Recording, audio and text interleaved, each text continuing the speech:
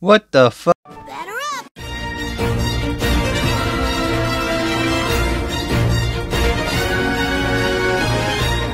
Sonic Racing CrossWorlds looks amazing, and it was great to play the closed network test in February. This game was a ton of fun, and it blows Team Sonic Racing out of the water. The teaser from the Game Awards was hype, but the announced trailer was so good.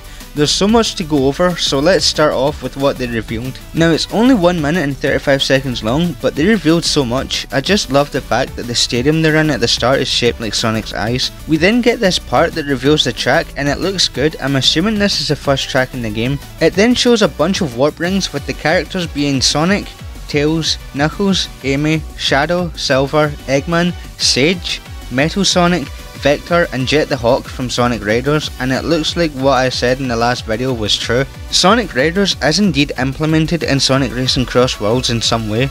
We then get some footage of gameplay, and man, this game looks way better than Team Sonic Racing graphically and aesthetically. Then they show us more CGI and gameplay footage of the first track. It then shows us the crossword mechanic and how it works. As we see, you can choose between a random track, and in this shot, Dino Jungle from Sonic and the Secret Rings. They then show us this crossworld, and it looks fun. We then see Sonic's car transform into a monster truck, which is cool. Then they hit us with, oh my god, Extreme Gear from Sonic Riders! They showed us Extreme Gear! Then they show us Metal Harbor from Sonic Adventure 2 and another crossworld. They show off more tracks, and the trailer ends with all the racers driving towards us with Sonic in the front. He gives us a smirk, and they show the name of the game being of course Sonic Racing CrossWorlds. But during the start of the trailer, when everyone jumps out the warp rings, we see to the left a bunch of characters, 23 in total. They showed us Sonic, Tails, Knuckles, Eggman, Big, Amy, Shadow the Edgelord, Hedgehog, Silver, Omega, Rouge, Vector, Espio, Charmy, Jet, Wave, Storm, Metal Sonic, Cream, Blaze, Zavok, Eggpun, Sage, and lastly Zaz. And we're even getting a Sonic Prime DLC pack, which will probably be alternate versions of Sonic, Tails, Knuckles, Amy, Shadow, Rouge, Big and Eggman, and I was right about this as well. Now let's hope they add Sonic Boom, cause the sticks mentioned in Sonic Frontiers, and TailsTube says this about the multiverse. Time is just one dimension of reality.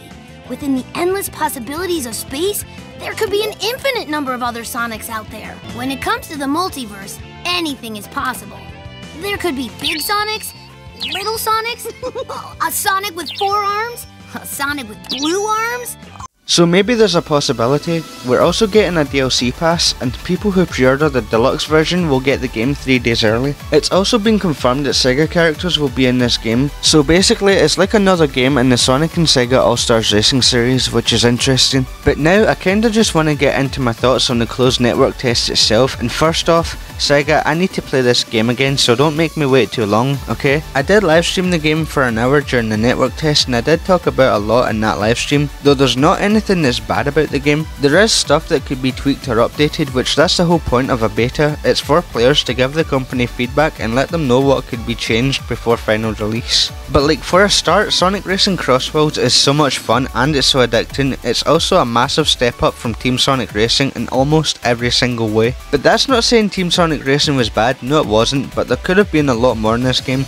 The game had a lot of good in it, but like the game's called Team Sonic Racing, but I can't create a custom team without having to make a private online server. And speaking of which, Sega kinda fumbled the bag with the online as it died like a couple months after release, but that's beside the point. The transformation mechanics from Sonic and All-Stars Racing Transformed make a return in this game, which is great because I really liked that game. The transformation mechanic, going from car to plane to boat, was so unique at the time, and it really differentiated Sonic from Mario Kart. It made it its own thing, and I loved that about the game, and it's great to see it return. It was a disappointment when Team Sonic Racing removed that, because it makes tracks like Ocean View feel very bare bones. Because in the original, there's a section where you transform into the boat, and in the Team Sonic Racing version, they removed that. And it's like, why have the track return if you're just going to remove the part that made the track so interesting? But we do know the Extreme Gear from Sonic Riders is going to be in this game in some way, and I'm interested to see how it's going to work, but let's dive more into the beta itself. First off, the game controls so tightly. There was one concern I had, and that was if the game would control like previous titles in the series. But it's safe to say that control wise, it doesn't really feel like Team Sonic Sonic Racing or All Stars Transformed, it does feel like its own thing, which is great. There was some differences, like with the car it has the usual drift, but the boat you don't really drift, you get like a charge jump, and in the plane you kinda get a drift. But there was a limited amount of tracks, and most of them are CrossWorlds, and there wasn't much characters or racetracks in the beta, but we know that will change in the full release. But the controls are great, 10 out of 10. Next is actually the gadget mechanics. This game does have RPG styled mechanics, which is great. You can add gadgets to your car and you unlock more and more gadgets the more you play.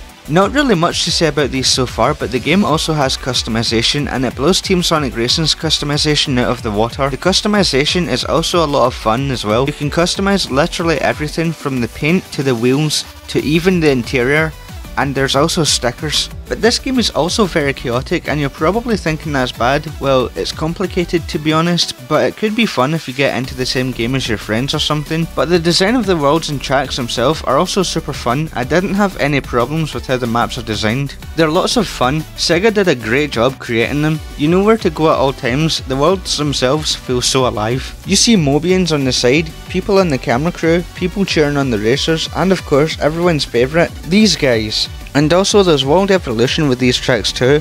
Water Palace, there's a path in the water section that you can't get to, but once you exit the Crossworld, that path opens up, and even in Metal Harbour, the rocket launches too, which is so cool. And it's really cool to see that return from Transformed, though we only had like 6 tracks, most of them were Crossworlds. I don't know what track I would say is my favourite just yet, I'd have to play more of them, but they were all super fun. Everything looks great, the characters, the worlds, the graphics, and music sounds great too. Alright, let's talk about what could be tweaked or updated before full release. First off, item balancing. Yeah, it feels way too chaotic right now. Some items are too powerful, and like if you're near the top of the leaderboard, especially if you're in first place, good luck staying there. I'm not joking, I could barely hold on to it for more than a few seconds without being completely blasted by like 5 different things at once. It's funny because it reminds me of those classic Mario Kart moments, but they constantly happen here.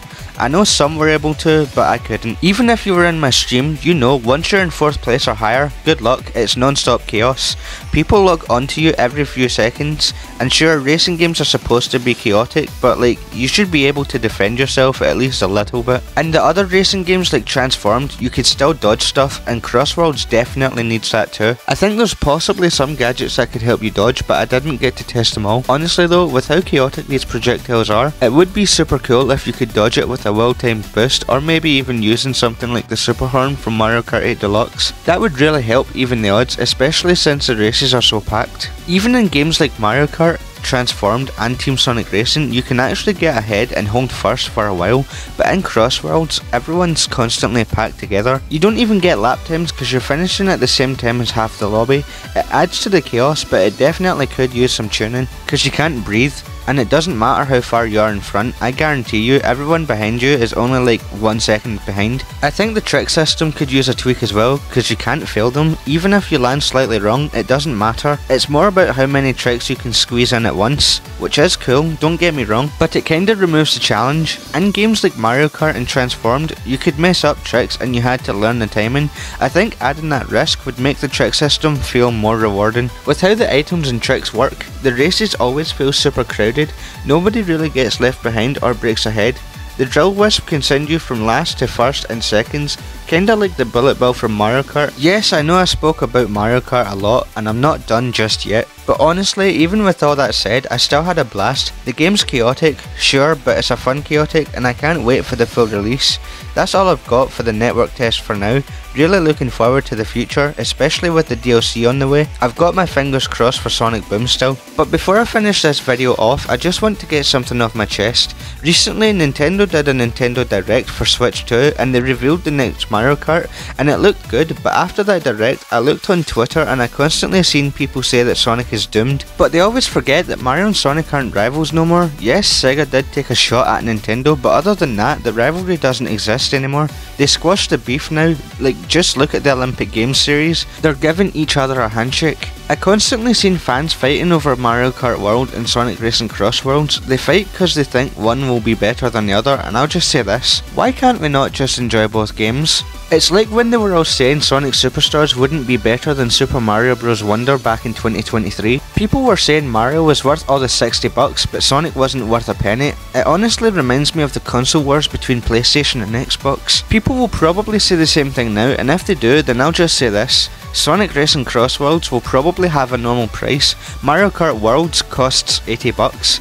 Why does a kart racer need to cost that much? It's just a kart racer, it's not the next mainline 3D Mario game. Now, I'm not on any sides here. If anything, I'll probably get both games, but I'm gonna get Sonic Racing CrossWorlds because that game probably won't cost the same as my rent, but that's besides the point. The fans who are fighting over which game will be better always forget that Sonic appeared in Mario Kart 8 and 8 Deluxe in the form of an amiibo costume, though at the end of the day, Mario and Sonic aren't fighting, they're racing together. It's the fans who need to catch up. All jokes aside, but that's pretty much all for this video. Sonic Racing CrossWorlds looks great and is great. Mario Kart World looks great too, and it's honestly got me excited. I hope both games succeed, but let's not fight over what game is better. Let's just enjoy both games. But anyways, let me know your thoughts on everything I discussed in this video. A like and subscribe would be very appreciated. Peace out.